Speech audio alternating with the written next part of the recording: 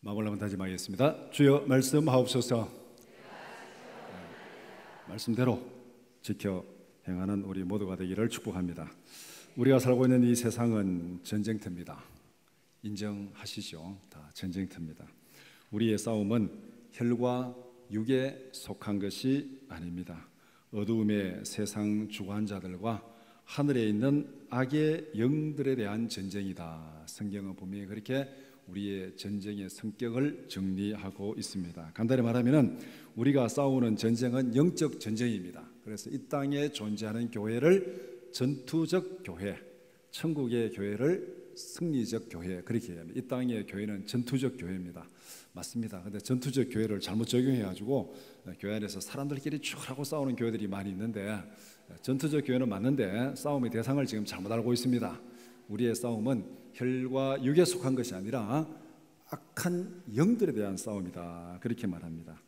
전쟁터에서 중립이 있을 수 있습니까? 없습니까? 전쟁이 났습니다. 그런 일은 있어서는 안 되지만 6.25 같은 전쟁이 났습니다. 나는 북한 편도 안 들고 남한 편도 안 들고 난 중립이니까 날 건드리지 마라. 가능합니까? 불가능합니까? 불가능합니다. 전쟁터에는 중립이 없습니다. 어느 쪽이든 가담해서 싸울 수밖에 없습니다. 그럼 이 세상에 우리 주위에서 일어난 전쟁이 영적 전쟁인데, 악한 영들에 대한 전쟁인데 두 패로 갈라져 있습니다. 한쪽은 하나님께 순종하는 편이고 한쪽은 하나님께 불순종하는 편입니다. 이 둘이 지금 싸움을 하고 있습니다. 어느 쪽에 가담해서 전쟁을 하시겠습니까? 둘 중에 하나는 반드시 선택을 해야 됩니다. 이 중립은 없습니다. 하나님 믿는 것도 아니고 없는 것도 아니고, 나는 믿는 것도 아니고 안 믿는 것도 아니고, 그런 건 없습니다. 둘 중에 하나, 하나님을 믿든지 안 믿든지, 순종하든지 불순종하든지, 둘 중에 한쪽에 서가지고 전쟁을 할 수밖에 없습니다. 이것은 우리의 선택과는 관계없습니다. 필연적으로 양자택일, 필연적으로 한쪽은 우리가 선택할 수밖에 없습니다. 오늘 이 베드로후서 2장 4절에서 9절 말씀을 읽었는데, 오늘 이 본문은 우리가 어느 쪽에 가담해서 전쟁을 해야 되는지, 우리가 영적으로 어느 쪽에 가담해서 전쟁을 해야 되는지, 그것을 우리에게 분명히 말씀하고 있습니다. 그러면은 이 전쟁을 지금 이렇게 딱 하나님께서 어떻게 보면은 한쪽에 이제 이 전쟁을 주관해 가시는 분이고, 전쟁이 딱 승리했을 때 하나님께서 그 전쟁에서 어떤 평가하는 승전이 이루어졌을 때 거기에 이제 뭐 이렇게 공신과 또 역적들 해가지고 심판하잖아요. 그러면은 하나님께서 전쟁에 대해서 분명히 평가하시는 행동 원칙이 있습니다. 그 행동 원칙이 뭐냐? 이 세상을 향한 하나님의 행동 원칙이 뭐냐? 오늘 본문에서 두 가지를 얘기하는데, 첫 번째는 하나님은 반드시 세상의 선과 악을 심판하신다. 이 세상은 선과 악이 지금 현재 섞여 살고 있습니다. 하나님께서 거룩하게 창조했는데 사탄이 유혹해서 죄가 들어오고 악이 들어왔습니다. 이 둘이 지금 섞여 있어요.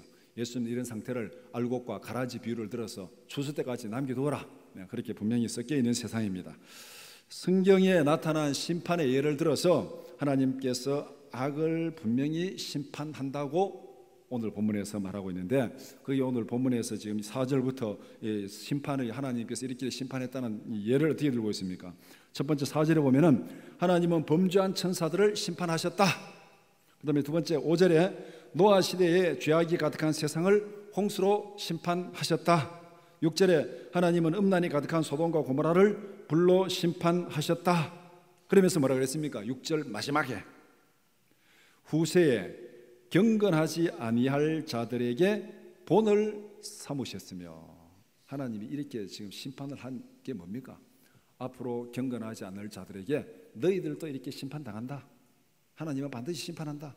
이것을 분명히 보여준 것이다. 그렇게 말씀하고 있습니다. 하나님은 선과 악을 분명히 심판하신다.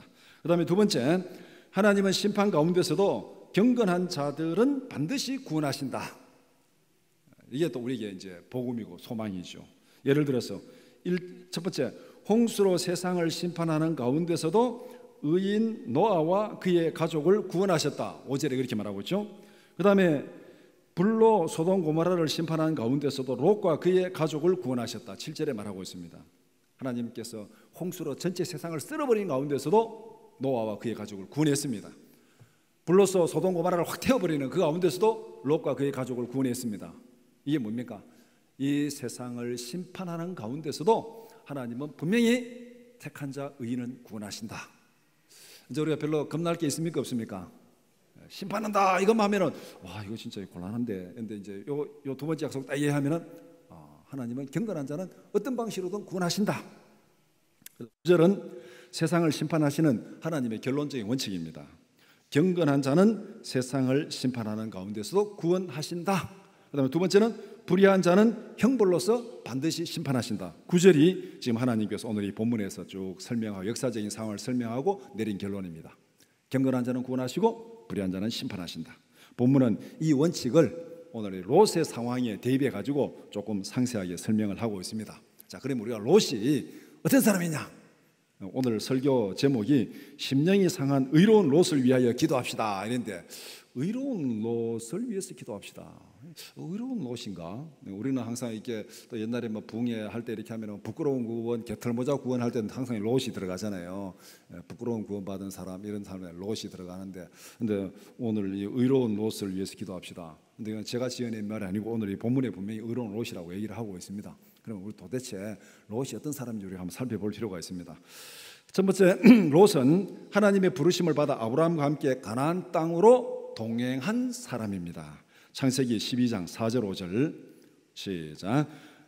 이에 아브라함이 여호와의 말씀을 따라갔고 롯도 그와 함께 갔으며 아브라함이 하란을 떠날 때에 75세였더라. 아브라함이 그의 아내 사레와 조카 롯과 하란에서 모은 모든 소유와 얻은 사람들을 이끌고 가나안 땅으로 가려고 떠나서 마침내 가나안 땅에 들어갔더라. 자, 롯이 아브라함과 함께 부름을 받고 갈대아 우리에서 떠나가지고 하란을 떠나가지고 가나안 땅까지 들어간 사람입니다. 쉽게 말하면 오늘날 말하면 이제 롯은 분명히 선택받은 사람, 부름을 받은 사람이에요. 두 번째, 롯은 아브라함을 떠나서 죄악이 번성한 소돔으로 들어갔습니다. 이제 롯의 행적을 간단히 살펴보겠습니다. 창세기에 있는 내용을 제가 한번 간단하게 설명해 줍니다. 창세기 13장 12절 13절 시작. 아브라함은 가나안 땅에 거주하였고 롯은 그 지역의 도시들에 머무르며 그 장막을 옮겨 소돔까지 이르렀더라. 소돔 사람은 여호와 앞에 악하며 큰 죄인이었더라. 롯과 아브라함이 너무 둘 다 부자가 돼가지고 우리 좀 이제 갈라서자, 너무 자꾸 싸우니까 이제 갈라서자니까 롯이 다 보고 자기 좋은데 탁 택했습니다. 그래가지고 이제 이 땅이 좋은 쪽으로 가니까 도시에 거하면서 자꾸 더 화려한 도시 갔는데 어디까지 갔습니까? 소돔까지 갔어요. 아마 대구로 말하면은 동구 반야월 저녁에 불빛이 별로 안 좋은데 가다 보니까 저쪽 불이 좀 밝으네. 방촌시장 좀 더 밝으네. 동대구역 좀 더 밝으네. 수성구 동대구로 그쪽이 더 밝죠. 수성목까지. 하여튼 뭐 동대구에서 수성목 그 사이가 하여튼 뭐 술집은 다 있다 그래요. 뭐 안 가서 잘 모르겠지만은 하여간 그래 움직이 가는 소돔성까지 갔습니다. 일단 그러니까 하나님께서 부르신 약속보다가는 세상의 풍요를 동경하면서 세상을 따라갔습니다. 이게 지금 롯이 가나안 땅으로 온 선택받은 백성인데 하나님이 부르신 그 약속보다가는 세상의 그 화려함, 세상의 풍요, 세상의 아름다움, 그것을 자꾸 동경하면서 도시로 가서 소돔까지 갔더라. 그렇게 얘기하고 있습니다. 세 번째, 롯은 하나님의 1차 경고를 받았습니다. 창세기 14장 14절 16절 시작. 아브라함이 그의 조카가 사로잡혔음을 듣고 집에서 길리고 훈련된 자 318명을 거느리고 단까지 쫓아가서 그와 그의 가신들이 나뉘어 밤에 그들을 쳐부수고 다메섹의 왼편 호바까지 쫓아가 그 모든 빼앗겼던 재물과 자기의 조카 롯과 그의 재물과 또 부녀와 친척을 다 찾아왔더라. 소돔하고 그 주위의 동네하고 전쟁이 붙었는데 소돔이 졌어요. 그래서 롯이 지금 그 소돔 성 사람들이 다 포로로 잡혀갔습니다. 아브라함이 그 소식을 들었어요. 롯도 잡혀갔다는 얘기를 들었습니다. 그래서 아브라함이 이 안 되겠다 해가지고 자기가 건드린 사병 318명을 데리고 밤에 가서 특공 들어가가지고 밤에 급습해가지고 다 뺏어왔어요. 롯도 뺏어왔어요.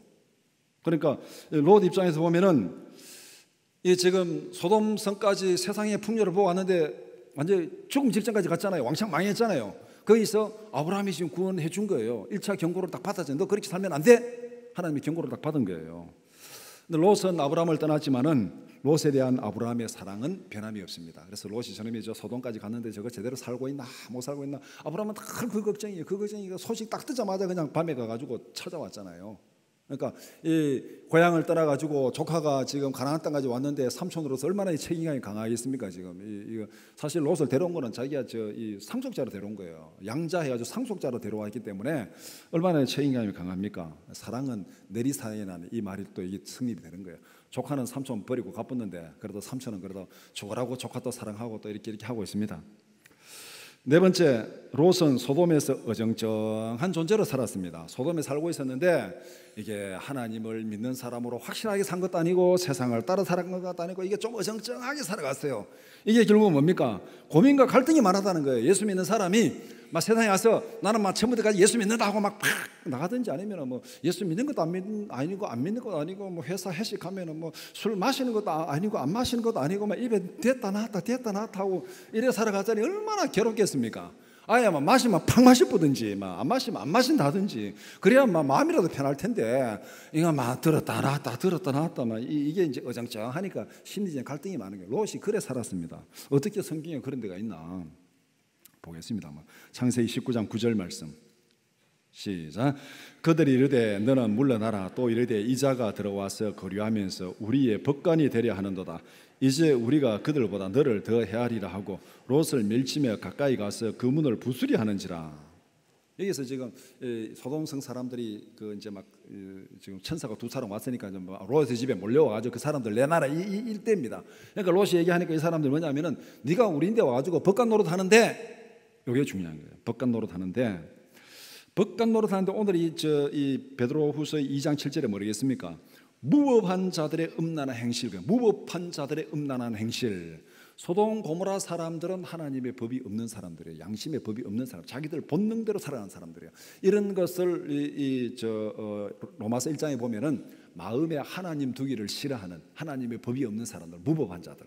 거기 가서 롯이 무슨 행세를 했습니까? 법관 노릇 했다는 거야. 야, 너들 그래 살면 안 돼. 그래 살면 안 돼. 그건 하나님의 법이 아니야. 그렇게 평소에 얘기했다는 거잖아요. 얘기했는데 지금 이게 소돔 사람들은 그것도 안 들어오는 거예요. 그러니까 롯은 거기서 어정쩡한 거예요. 지금 하나님의 법은 이건데 이것들이 이렇게 살아가고 안 되고 이렇게 하니까 소돔 사람들은 또 롯 따라오지도 않고 하여간 이 두 개가 딱 이제 대조가 되는 겁니다. 우리의 법관이 되려 하는도다 하고 무법한 행실, 무법한 자들의 행실.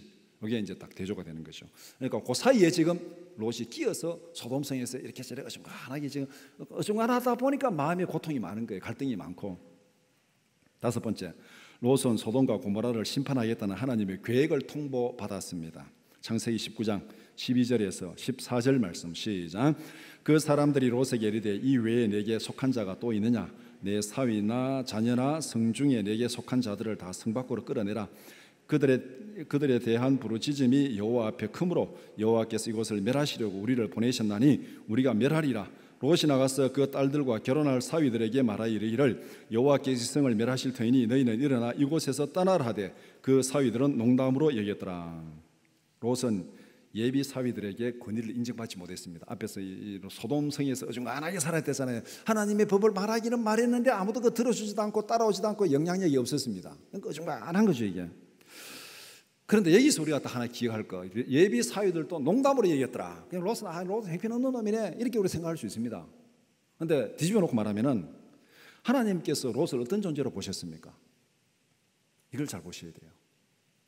소돔 고모라를 멸망시킬 때 하나님께서 롯에게 통보도 안 하고 너도 어중간하게 살아내 같이 멸망해라 이렇게 하고 멸망을 시켰습니까? 아니면 특별히 사자를 보내서 롯에게 통보했습니까? 통보했죠. 이게 중요한 겁니다. 이게 롯은 소돔성에서 죄악이 관영한 도시에서 어중간하게 이게 믿는 것도 아니고 안 믿는 것도 아니고 좀 그렇게 좀 갈등하면서 살아갔는데 하나님이 보실 때는 그래도 택하신 하나님의 백성입니다. 소돔을 멸망하기 전에 내 이 성을 멸망시킬 테니까 너 나와라. 너 가족에 속한 자들 다 불러내라. 내가 너를 구원하겠다. 하나님은 롯에게 소돔 고모라를 멸망시킬 계획을 통보해 주고 너는 나와라 그렇게 얘기했습니다. 그러니까 롯은 하나님으로부터 어떤 대우를 받았습니까? 와, 이거는 정말 우리 모두가 이런 대우를 받기를 축복합니다. 굉장한 대우를 받아요. 심판을 통보받고 나와라. 대단히 존귀한 존재가 아닙니까?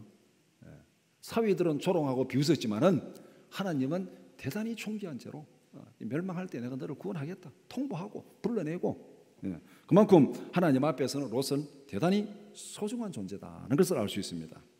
여섯 번째, 롯은 하나님의 강제적인 은혜로 구원받았습니다. 창세기 19장 15절 16절 시작. 동틀 때에 천사가 롯을 제초가 이르되 일어나 여기 있는 내 아내와 두 딸을 이끌어내라. 이 성의 죄악 중에 함께 멸망할까 하노라. 그러나 롯이 지체하매 그 사람들이 롯의 손과 그 아내의 손과 두 딸의 손을 잡아 인도하여 성 밖에 두니 여호와께서 그에게 자비를 더하심이었더라. 빨리 나가라니까 미련이 너무 많아요. 지금 아이고 내가 여기 와서 지금 쌓아놓은 게 얼만데 지금 이거 돈 번 게 얼만데 이거 다 놔두고 나가니까 지금 발이 안 떨어지는 거예요. 못 나가니까 하나님이 너 여기 있으면 다 그것과 불탄다, 불타 죽는다. 그러니까 하나님이 강제로 끌어내는 겁니다.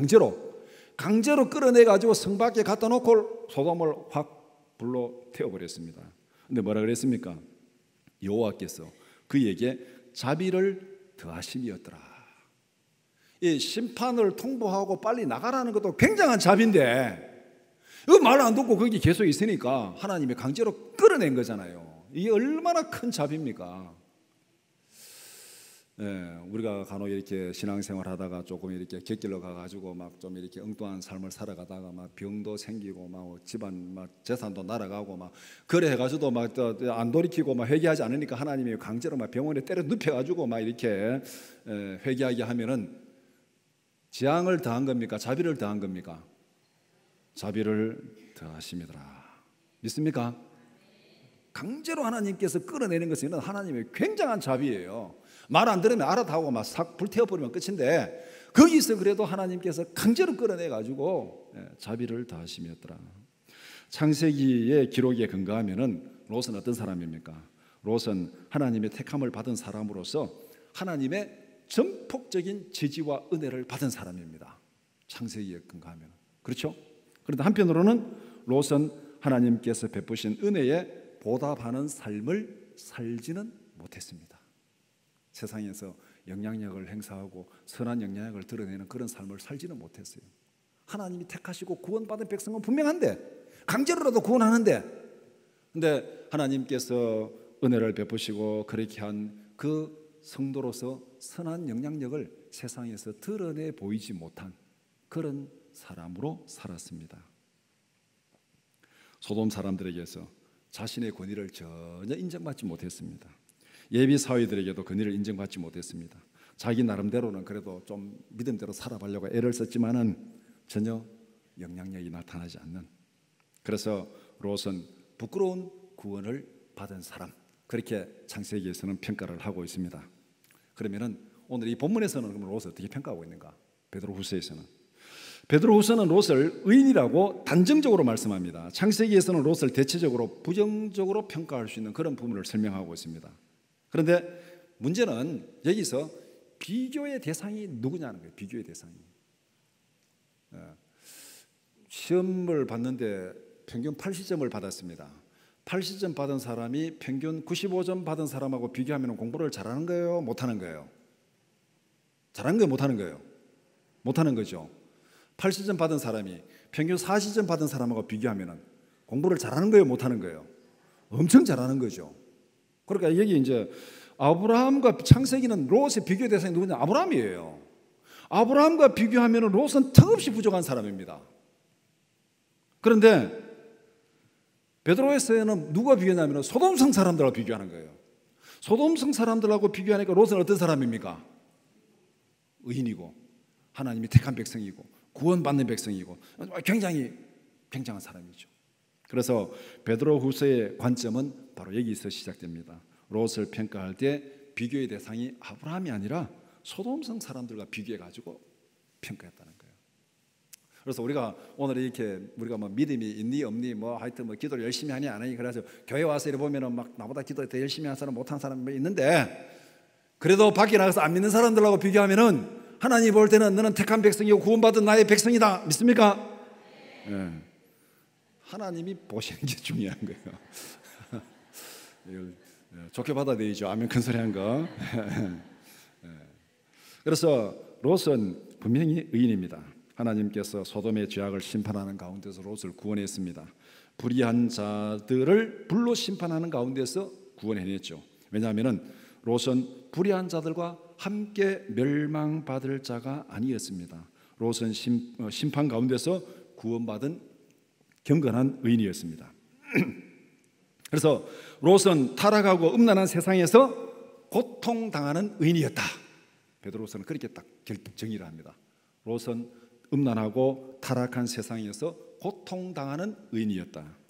본문은 롯의 상황을 어떻게 설명합니까? 7절에 무법한 자들의 음란한 행실로 말미암아 고통당하는 의로운 롯. 무법한 자들의 음란한 행실, 이게 뭐냐면은 하나님의 창조 질서를 무시하고 본능적인 욕구로 살아가는 사람들, 그게 무법한 자들의 음란한 행실입니다. 사람이 배가 부르고 이제 먹을만 하면은 그 다음에 나오는 게 본능적인 욕구입니다. 본능적인 욕구.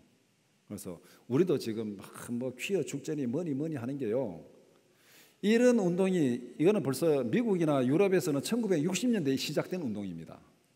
그 60년대 그때도 우리나라 히피 문화가 들어왔잖아요. 히피 문화 들어가서 무슨 기억합니까? 장발. 아마 뭐 나이가 저보다 좀 많은 분들은 가다가 막 경찰인데 막 머리 잘리고 그런 기억은 있죠. 뭐 장발 다르고 막 여자들 미니스커트 입으면 막 치마 재고 막 이런 거는 아마 여러분들이 어렴풋이 기억할 거예요. 그때 히피 문화 우리나라 들어올 때 그렇게 했습니다. 그런데 왜 지금처럼 이렇게 되지 않았냐? 유럽이나 미국처럼 그렇게 되지 않았나?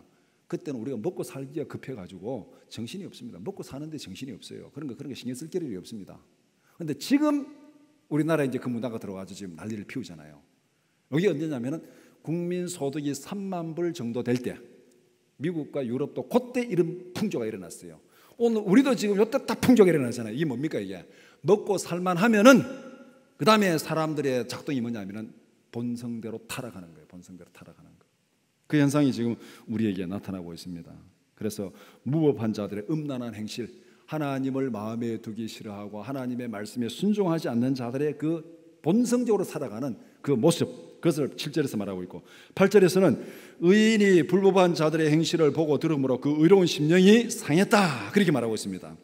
롯이 소돔에서 영적으로 심리적으로 얼마나 고통을 당했는지를 말씀하고 있습니다. 앞에서 말한 대로 창세기 19장 9절에 우리의 법관이 되려 하는도다. 베드로서 2장 7절에 무법한 자들의 음란한 행실을 비교하면 법관이 되고 무법한 행실 비교가 됩니다.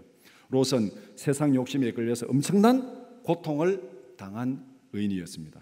음란한 세상에서 고통은 당했지만은 하나님의 은혜로 구원받은 의인이었다, 그렇게 평가합니다. 자, 그러면은 누가 고통당하는 의로운 롯인가? 오늘 이 시대에 누가 고통당하는 의로운 롯인가?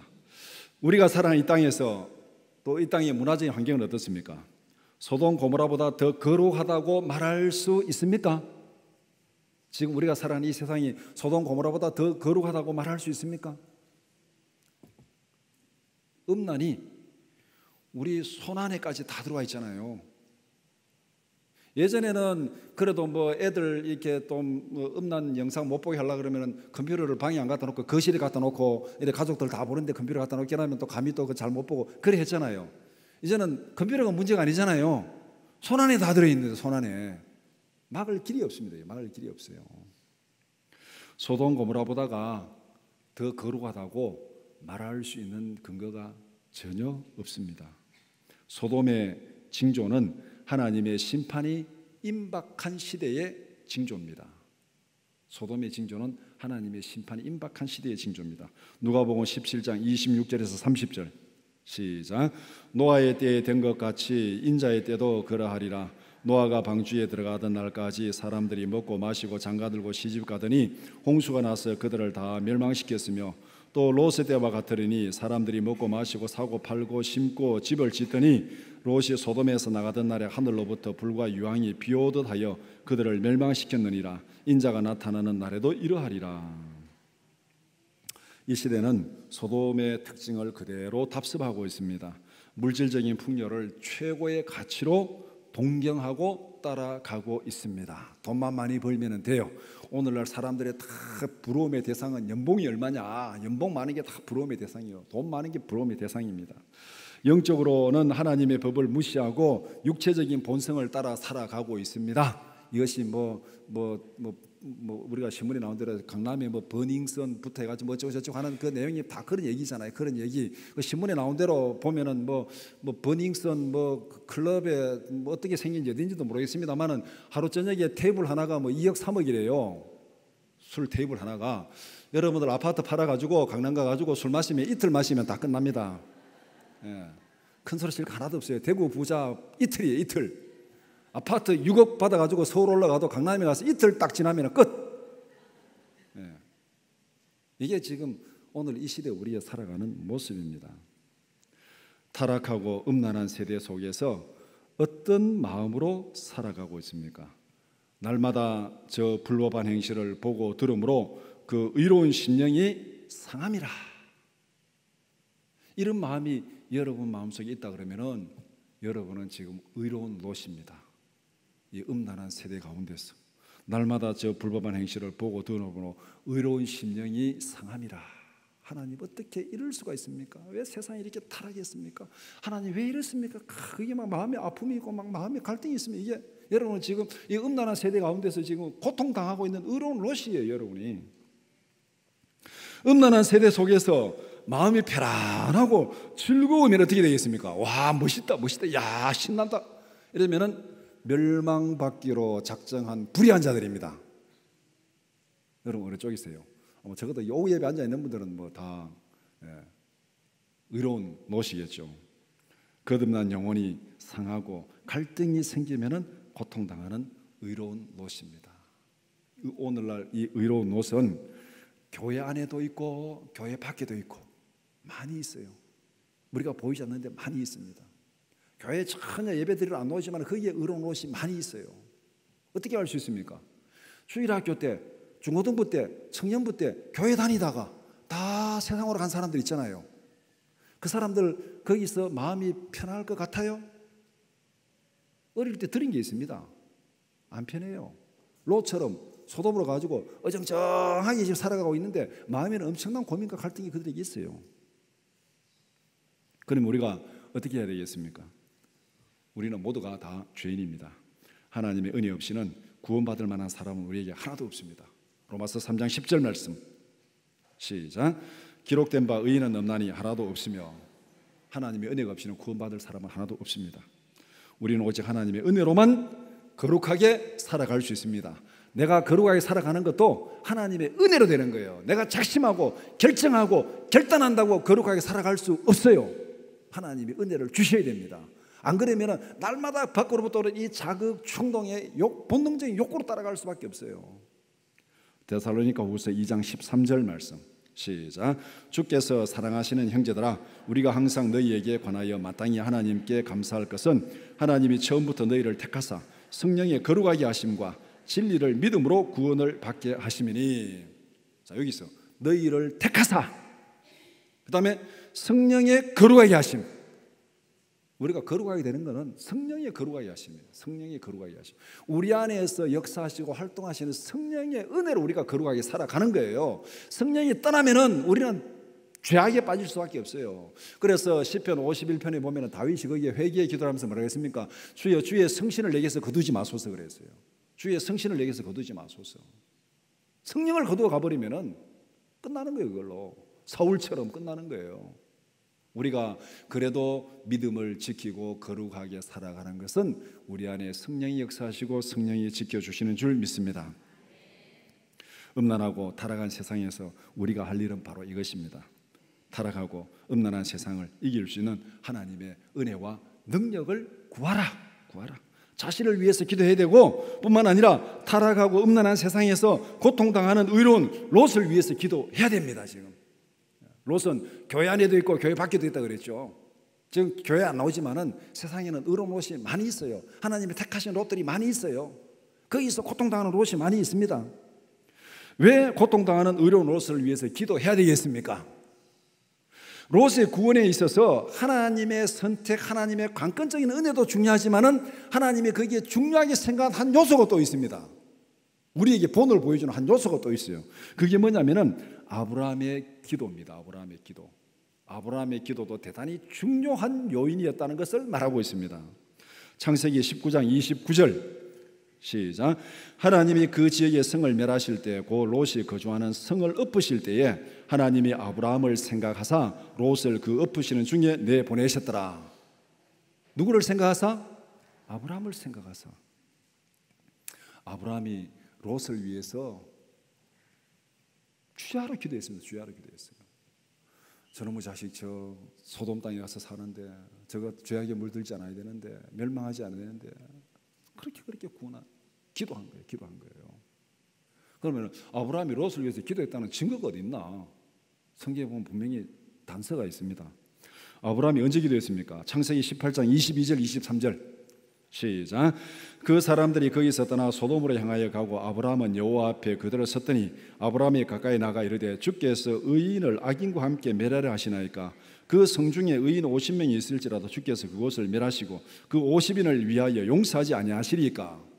이 상황이 뭐냐면은 사자가 와가지고 소돔 고모라 멸망하러 간다 빠이빠이 하니까 아브라함이 그 얘기를 딱 듣고 지금 천사들이 갑니다.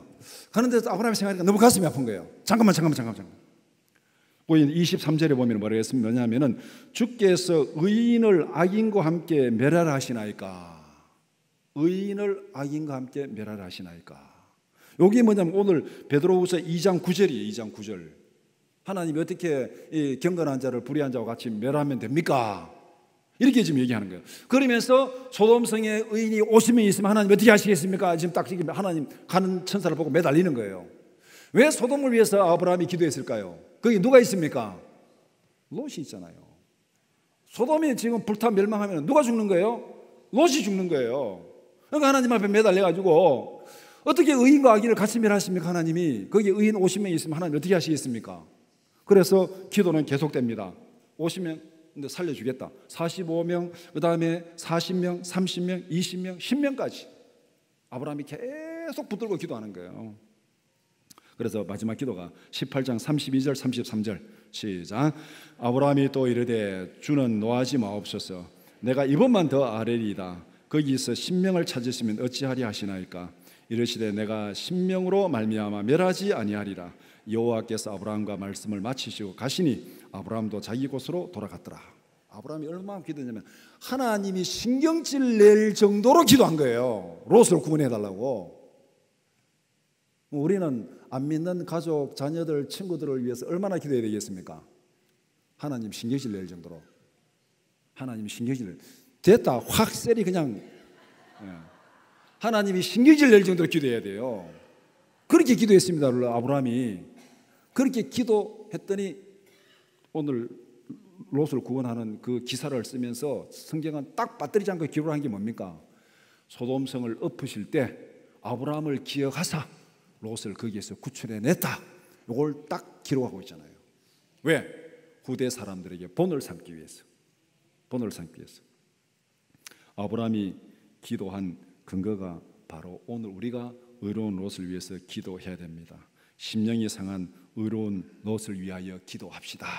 오늘 우리가 이제 기도 선포식인데 기도 선포식이 예를 들면 뭐냐면은 이제 암탉이 계란을 품고 이제 부화하는 그 암탉이 계란을 품어야 병아리가 나옵니까? 병아리가 나오고 계란을 품습니까? 어느 쪽이에요? 계란을 품어야 병아리가 나오죠. 그러면은 전도가 먼저예요? 기도가 먼저예요? 기도가 먼저죠. 생명을 품고 기도해야 그 사람이 전도가 되는 거예요. 그렇죠? 순서가 그렇잖아요. 그래서 암탉이 알을 열심히 낳다가 그 다음에 어느 순간에 가면은 꽉 합니다. 이게 막 꽉 해요. 이렇게 안 보여 안 하면 꽉 하면은 그 다음에 거기에 계란을 넣어줍니다. 둥지에다가 계란을 넣어주면은 이놈이 21일 동안 거기에 딱 품고 있어요. 21일 동안 품고 있으면은 이게 이제 계란이 부화가 되는데 21일 동안 품고 있으면 안에서 이제 병아리가 컸잖아요. 병아리 크면 그 병아리가 안에서 다 크면은 똑똑똑 신호를 보냅니다. 이게 병아리가 안에서 지금 이제 나오려고 하는데 이 껍질 있잖아요. 똑똑똑 신호를 보내면은 어미닭이 품고 있으면서 밖에서 껍질을 깨줍니다. 깨주면 여기 병아리가 나오는 거예요. 그냥 지가 깨고 나오는 게 아니에요. 자, 우리가 전도가 바로 이렇습니다. 병아리를 품고 지금 계란을 품고 기도를 하면은 기도를 하면은 어느 정도 이제 안에서 지금 뭔가 꼼짝꼼짝한 소리가 나잖아요. 그게 이제 뭐 어떤 형태로든 간에 이제 이 복음을 가서 전하고 만나드리고 꼼짝꼼짝 소리 날 때 가지고 복음을 딱 전하고 딱 하면 이렇게 딱 인도하는 거예요. 그런데 우리는 기도는 안 하고 가지고 전도하라니까 가지고 막 생계란 때려 깨뿌니까 병아리가 나옵니까? 계란이 깨져쁩니까? 계란이 깨져쁘지. 계란만 하나 손에 봤어요. 아이고 나 안 하려는데 차프라. 그래 되는 겁니다 이게. 그래서 오늘 기도 선포 시간 간단히 얘기하면은 우리가 이 구원받을 의로운 놋, 교회 밖에 있는 의로운 놋을 위해서 이제 알을 품는 거예요. 알을 품는 거. 기도에 알을 품는 거예요. 오늘 기도에 알을 넣어주는 게 오늘 기도 선포 시간입니다. 아시겠습니까? 그래서 우리가 이 60주년을 앞두고 하는 이 행사는 전도가 목적이 아닙니다. 물론 마지막에 이제 우리 전도해야 되는데 먼저 알을 품자. 생명을 품고 기도하자. 기도 안 하고 세상이 어떻게 전도가 됩니까? 기도 안 하고 어떻게 그 알을 품지 않고 어떻게 병아리가 나옵니까? 알을 품어야 병아리가 나오지. 그 순서대로 하자는 거예요. 우리가 알을 품고 생명을 품고 기도하면 그 안에서 생명이 꼼떡꼼떡 살아 움직일 때 가지고 껍질을 딱 깨주면 그놈이 탁 살아나오는 거예요. 전도는 그렇게 되는 줄 믿습니다. 그래서 우리가 이제 이 생명을 새 생명 초청을 하면 아이고 난 초청해도 안 된다. 초청하라 소리 아닙니다. 그냥 기도하시면 돼요. 나 이 생명을 위해서 내가 기도합니다. 암탉이 계란을 품고 기도하듯이 이 생명을 품고 내가 쭉 기도하면은 거기서 뭐가 신호가 올 때가 신호가 오면 가지고 전하면 되는 거예요. 신호 안 오면은 뭐 1년이고 2년이고 품고 기도하는 거죠. 뭐 신호 올 때까지. 그 출발점 알을 넣어주는 게 오늘 기도 선포식입니다. 그래서 한번 그 사진 한 장 한번 띄워주실래요? 방송실에. 네. 저 60주년 저 앞에 60 써놨죠.